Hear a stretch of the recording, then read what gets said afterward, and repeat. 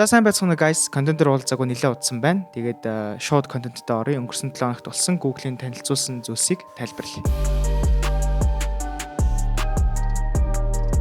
За өнгөрсөн 7 хоногт болсон Google ивентийг ерөнхийд нь ингээ хараад үзэх юм бол тэр чигтээ AI-тай холбоотой ийм ивент болж өнгөрсөн. За хамгийн ихэнд танилцуулсан нэг функц нь юу вэ гэхээр Gemini Live гэдэг функц байгаа. За энэ функц нь болохоор бид нар ер нь аль хэдийн өөр компаниудаа туршлагаас бол харцсан. За өөрөөр хэлэх юм бол ChatGPT дээр аль хэдийн ороод ирсэн ийм функц. За бид нар утасныхаа камерыг асаагаад шууд live байдлаар AI-аас тусламж одоо зөвлөгөө авах бүрэн боломжтой болсон гэсэн үг. За одоо би яг юу харж байна? За энэ камер ямар брендийн камер уу, юунд ашиглагддгүйг ингээ шууд хараад хэлээд өгдөг ч юм уу те. Эсвэл би одоо яг одоо хаана явж гэх юм бол шууд хараад хэлээд өгдөг. Тэгээд энэ функцийн яг ямар хүмүүс ашиглах вэ гэхээр бид нар бол өдрийн тутмын хэрэгцээндээ бол төдийлнийх хахтар ашиглахгүй байх. Гэхдээ одоо хөгжлийн бэрхшээлтэй хүмүүс ч юм уу те. Тэд нар илүү ашиглал бас зүгээр санагдсан. Өөрөөр бас ингээд альва ямиг ингээ хайж ахтаас ингээл тодорхой багаж магчийг нэг эмхтэй хүмүүс нэг төдийл мэдэхгүй байгаад дээ шүү дээ. Тэнгүүд шууд камераараа асангуудаа эндээс яг тэр багажныг аль нь гэх юм бол шууд олоод өгдөг байх жишээ гэдэг ч юм уу те. За бас зарим кодер хүмүүс бас танилцуулган дээр харагдсан. Кодер хүмүүст болохоор шууд дэлгэцэн дээрх одоо өөрхөн бичсэн байгаа кодыг харуулад энэ код одоо яаж шийдвэл зүгээр алдааны хаана байна гэдэг ч юм уу те. Тиймэрхүү байдлаар шууд лайв тусламж авах боломжтой болж байна. Хоёр дахь функц нь юу вэ гэхээр speech translation гэж байгаа. Энэ нь болохоор хамгийн ихэнд одоо Google Meeting дээр орж ирж байгаа юм функц юм байлээ. Өөрөөр хэлэх юм бол Google Meeting-ээр хин нэгэнтэй коллж жохдоо өөр хэлийг мэдэхгүй хүнтэй коллж жохдоо болох юм шууд ингээд translation live translation байдлаар ингээд шууд орчуулагдаад ороод ирнэ гэсэн үг. За эхний хэлжинд болохоор зөвхөн англи, испани хэл дээр л ажиллаж байгаа юм байлээ. За тэгээд нөгөө нь испанаар ярих юм бол шууд надад англиар сонсогдно. Би англиар ярих юм бол нөгөө нь шууд испанаар сонсогддог ийм функц орж ирж байгаа юм байна. Тэгээд Apple-ийн зүгээс бас нэг ийм одоо шуум яваад байсан. Тэр нь юу вэ гэхээр AirPods бас яг ийм live translation feature-ос удахгүй нэмэгдэж байгаа гэдгийгсэн шүү. Тэгээд энэ яг үнийн эсхийг нь хэдүүлээ энэ зууны WWDC-гээр бас харж магадгүй. Дараагийнх нь болохоор AI agent mode гэж байгаа. За энэ нь юу вэ гэхээр хэрвээ би өөр юм хийж явах үед надад AI шууд үйлдэлээр ингээд тусалж өгнө гэсэн үг. За жишээ нь би одоо гэрээ цэвэрлэж хийлээ гэж үү. Тэг цонхоо арчиж явахдаа пицца захиалах шаардлагатай боллоо гэж үү. Тэнгүүд hey Gemini please order pizza гэх тэнгүүд Gemini одоо шууд ингээд вебсайтууд руу ороод тэгээд та ямар пицца аммаар байна? Нэмгэн үү, өргөн үү, тэ эсвэл бааж чи хэр байна? Ийм опшнууд байна. Алийг нь захиалвал танд зүгээр нь гэх юм бол шууд тэрийг харилцан яриа байдлаар ингээд танаас зөвшөөрөл авах байдлаар шууд танд пицца захиалаад өгч байгаа. Өөрөөр бас яаж ашиглаж байгаа гэхээр Airbnb захиалдаг ч юм уу. Одоо ирэх ланч Филиппин явах юм бол Филиппинд одоо ямар Airbnb тэрийг нь захиал өнөөс нь захиалдаг гэдэг ч юм уу, хувцас захиалдаг гэдэг ч юм уу тий. Тэгээд дээрэс нь бас өөр онцлог юм юу вэ гэхээр скринээ ингээд нөгөө нэг шууд ингээд шеэр хийж агаад тэгээ утсан дээр нь ингээд шууд өмнөөс нь үйлдэл хийж байгаа юм байна. Одоо YouTube-ийн шууд скроллж жоод яг өөрт нь хэрэгтэй бичлэгийг нь шууд өмнөөс нь тавиад өгдөг гэдэг ч юм уу. Эсвэл бас drive дотор байгаа PDF файлыг нь өмнөөс нь скроллтонгуудаа яг хэрэгтэй хэсгийг нь олж өгөөд энэ мөн үнгүүд нь энэ мөн гэдэг ингүүд тэрийг уншиж өгдөг гэдэг ч юм уу те. Ер нь бол ингээд хувийн туслагатай болж байна л гэж ойлгож байна. Тэгээд одоогийн байдлаараа хөгжүүлэлт нь ингээд ийм шатанд явж байна. Ирээдүйд яг яаж өөрчлөгдөх вэ гэдгийг нь бас мэдэхгүй юм. Матаж энэ фичер надад сайн их таалагдсан. За дараагийнх нь нэмэлт өөрчлөлт яг юу байсан бэ гэхээр Google search дээр орж ирж байгаа. Тэр нь AI mode гэдэг нэг шинэ функц орж ирж байгаа юм. За энэ нь яг яадаг ямар хүмүүс чиглэсэн ийм одоо шинжилэлт орж ирж байгаа вэ гэхээр бид нар л яг яг ChatGPT AI гэнтэр гэл бүүн болол өөр нэмэлт төлөвлөд ашиглаад байгаа болохоос биш. Стил нөгөө нэг ийм хуучны одоо яг Google-с хайдаг хайлтыг ашигладаг хүмүүс мэдээж хിവэрэ байгаа тий. Тэнгүүд Google яг энийг айгу гоё мэдэрч орж ирээд за та ингээ заавал ингээ Gemini Enter гэсэн юм дараагийн юм өөр app map ашиглаж ингээ солиорохгүйгээр зүгээр шууд үндсэн search дээрээ шууд ингээ бараг хайчхаа гэдэг байдлаар ийм сонголт орж ирж байгаа. Тэгээ энэ нь болохоор яг хуу зүгээр нэг аймаар бас бүр төгс биш. Гэхдээ илүү нарийн хайлт ихэд айгу амар болгож байгаа. Өөрөөр хэлэх юм бол за ингээ хоёр хүн Улаанбаатар хотын төвд ингээ Итали хоол идмээр байна. За энэ 100 к дотор ер нь багтаа шүү те. Эсвэл Солонгос мэрийн 100 к дотор багтаа шүү гэх юм бол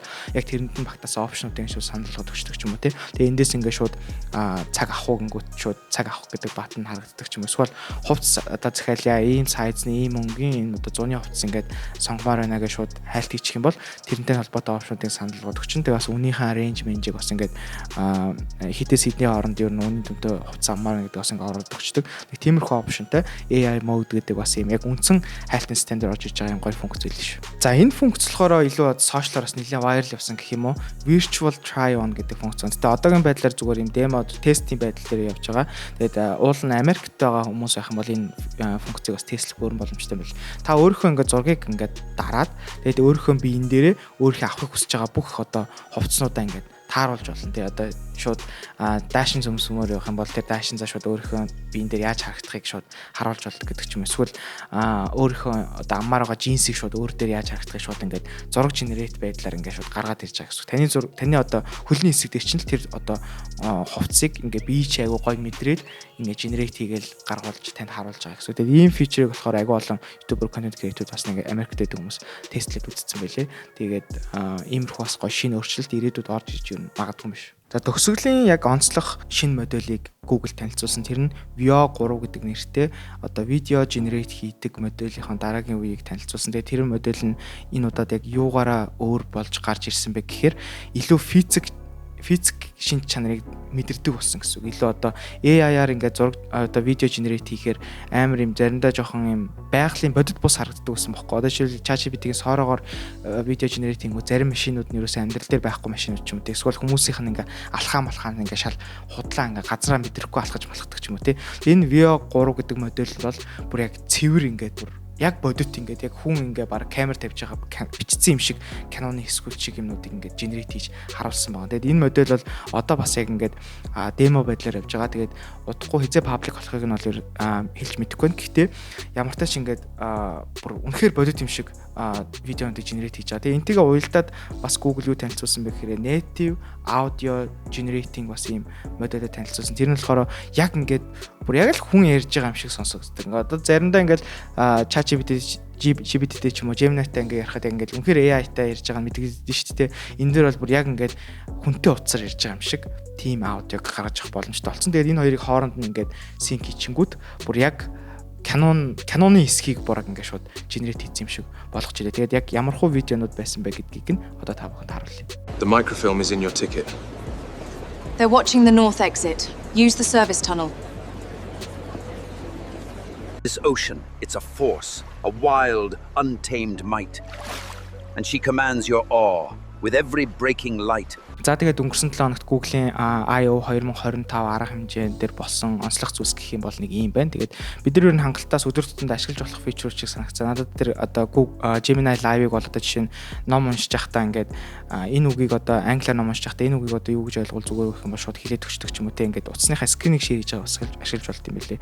Тэгэд энэ Veo 3 гэдэг бол ер нь контент креатор хүмүүст бол бас ирээдүйд амар их ашиглагдах ийм одоо шинэ модель байгаа байхгүй те. Тэгээ энэ мэтчлээ амар олон өөрчлөлтүүдийг ер нь Google танилцууллаа. Тэгээ бүгд ер нь ихэнх нь баг миний харж байгаагаар бол баг 90% нь бол тэр чигтээ AI-тэй холбоотой ийм өөрчлөлтүүд байсан. Тэгээд өнгөрсөн 7 хоногоос яг онцлог зүйлс гэх юм бол WWDC Apple-ийн одоо энэ зуны арга хэмжээний одоо хуваар гарлаа. Тэгээд дээрэс нь одоо John Ive гээд одоо бидний мэдих бүх одоо Apple-ийн гайхалтай одоо бүтээгдэхүүнүүдийн дизайныг хийсэн хүн OpenAI компаниас одоо зарлаа. Тэгээд энэ хоёрын дундаас бас OpenAI John Ive гэдэг бас хамтарлаас бас ямар одоо химэл оюун ухаан дээр суурилсан тийм девайс одоо шинэ төхөөрөмж гарч ирэх вэ гэдэг нь бас айгүй олон хүмүүсийн сонирхлыг татчих шиг байна. Тэгээ энэ мэд мэдээллийг би одоо эх 7 хоногоос эхлээд ч юм уу энэ 7 хоногт багтаад хуваалцаад эхэлнэ. За тун удахгүй би одоо Apple-ийн WWDC дээр бас ямар зүйлс танилцуулах вэ гэдгийг энэ контентын араас бас оруулах болно. Тэгээд ер нь сүүлийн сар контент хийгээгүй нэлээд удажчлаа. Тэгээд одооноос эхлээд идэвхтэй хийгээд эхэлнэ.